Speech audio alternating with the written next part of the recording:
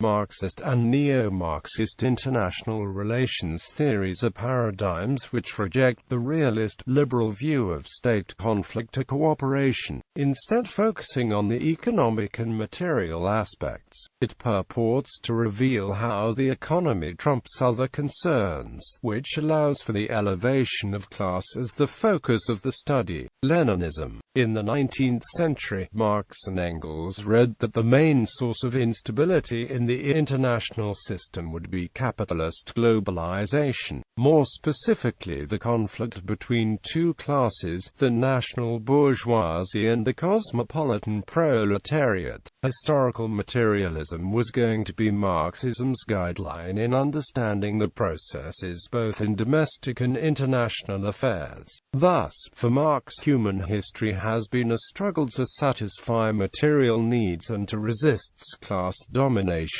and exploitation. Despite ideological criticism, Marxism has strong empirical advantages on its side. Firstly, by emphasizing injustice and inequality, it is very relevant to every period of time, as these two failures of the human society have never been absent. Marxism is a structural theory just like neo-realism, but it focuses on the economic sector instead of the military-political one. Its analysis reflects the relation between the base and the superstructure. The source of structural effects is not anarchy, but the capitalist mode of production which defines unjust political institutions and state relations. This economic reductionism is considered also to be a central flaw. As a solution, the Neo-Gramscian school proposed a further development. By combining global capitalism, state structure, and political economic institutions, they managed to create a theory of global hegemony. According to this theory, hegemony is maintained through close cooperation between powerful elites inside and outside the core regions of the world system. Global governance is constituted by political and economic institutions that put pressure on the less developed and unstable peripheral countries.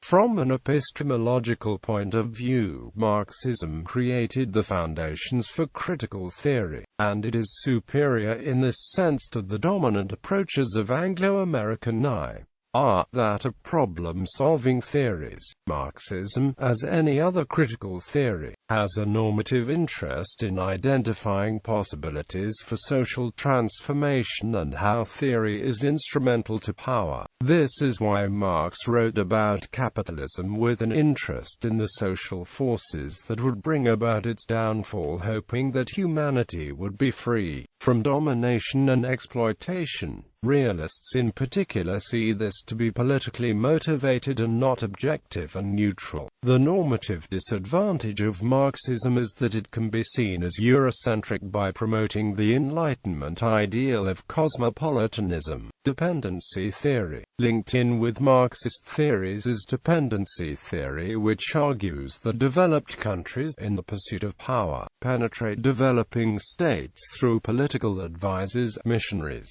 experts and multinational corporations to integrate them into the capitalist system in order to appropriate natural resources and foster dependence by developing countries on developed countries.